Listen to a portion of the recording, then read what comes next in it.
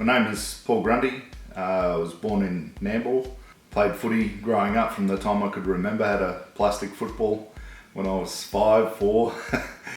We had the club hotel in Nambour for 28 years. Dad moved down from Toowoomba, bought into the pub, and we actually supported all white, which was like St George colours, and the pub across the road supported South. And there's stories of Mum breaking up fights in the middle of the road on the train tracks, so between the two pubs. Dad was very involved in all aspects of the community. On his example, I basically became president of Coolum. He was president of hockey and patron of this and president of that. It was incredible to see exactly what he'd been involved in. Great man and great supporter of rugby league. I can remember going to the footy every Sunday with him, parking the car up on the hill in Nambour, beeping horn when they scored a try. I started off as a centre in under 13s, so I played Sunshine Coast in the centres, and I couldn't keep up with the bloke inside me. So I don't know why they ever put me there.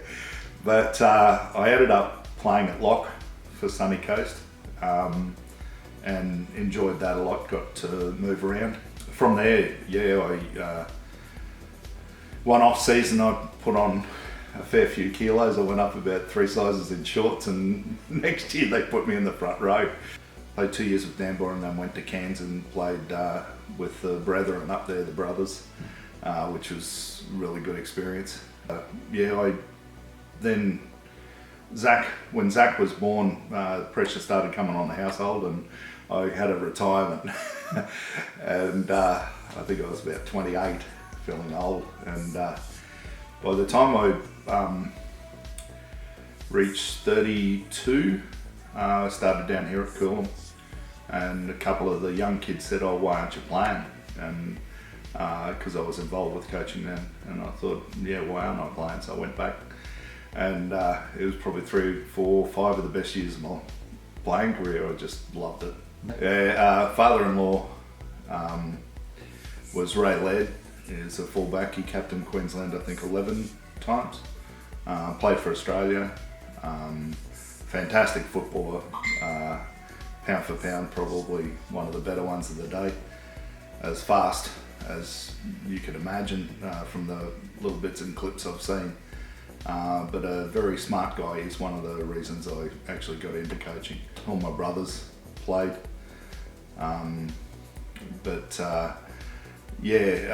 Both my sons ended up good footballers, and I think it's because of Ray, not because of me. But he was definitely an inspiration. My son Zach was there opening to Brazil. He was looking after exchange students. He went to a party with some Brazilians and met a Brazilian girl. He fell in love with her 2 weeks before she went out with him, apparently. But he went out with her 2 weeks before she went out with him, according to her. But he sort of went off and on with her for the whole year. And at the end of the year, she asked if he could come back to Brazil, and he never came home. He went to he ran into Hugo somehow. I think he just kept going into Facebook things and looking for rugby league anywhere he could find it. He's mad on it. And eventually met Hugo, and I think Hugo saw in him not only a good player, but a bloke who really knew the sport. And Zach said that I was a coach and a coaching assessor. I got an invite over there. Went to a beautiful place called Ilhabela and ran a coaching course, and that was pretty amazing. I've visited Brazil, I think it'll be about 10 times now, since 2011.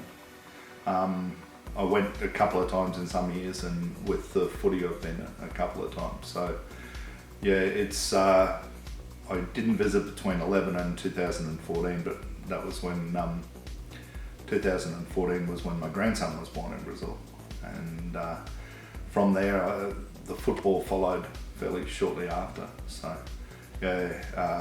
I had discussed it when we first saw the championships, was not so much the rugby league structure that they had, but the skill they had in keeping the ball moving when they needed to. And I think that's one aspect of them that I really want to develop.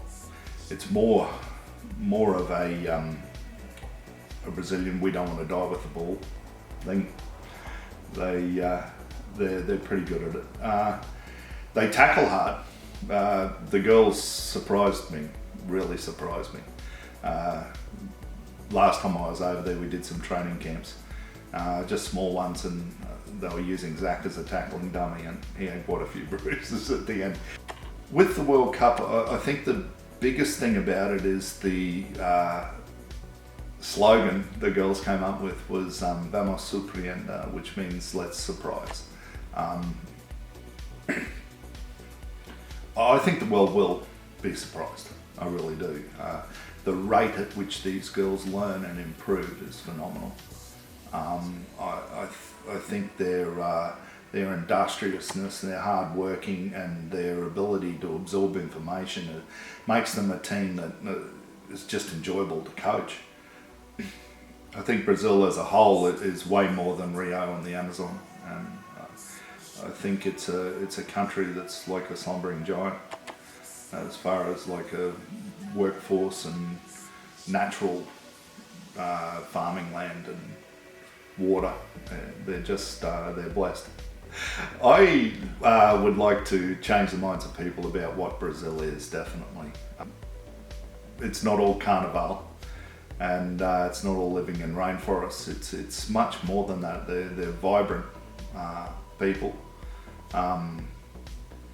very smart, and I think you see more and more in the Olympics and high up in surfing and other sports. In general, they're very good workers, and they enjoy life.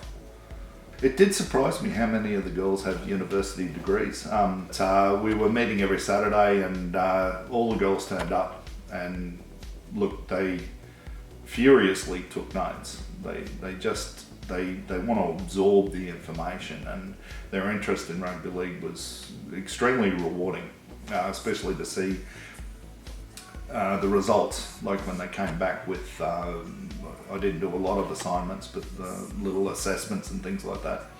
They were all punctual and correct. I think that they will gel into an extremely strong side, even with the 50 or 80 we had at camps.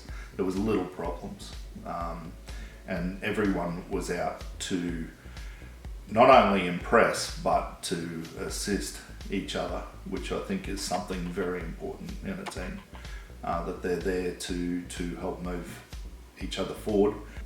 And the food in Brazil, how much do you love the food? I love the food way too much, as you'd know. I recently met a Brazilian lady, and she's living here in Australia, and she's started cooking Brazilian food authentically here, and I've put on about 5 kilos. Mandioca, or cassava as other people call it, has been a beauty. We found some in a local shop. From there we've had ribs and cassava, feijoada. I'm trying to convince her to cook coxinhas, but pão de queijo, of course, and just vinaigrette. Their food is brilliant.